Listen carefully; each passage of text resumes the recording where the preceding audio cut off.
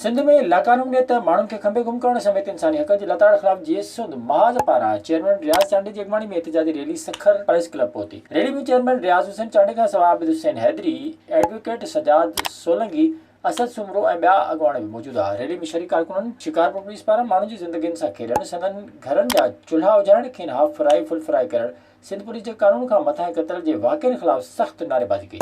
इन मौक़े ते जिस्म जे चेयरमैन रियाज़ चांडी मीडिया सां ॻाल्हाईंदे चयो त मिरापुर जे सहाफ़ी खे ॾींहं ॾिठे मारियो वियो। कलम जे मज़दूरनि जिन हमेशह गैर जानिबदाराना रिपोर्ट कई, उन्हनि खे बि बख़्श नथो कयो वञे।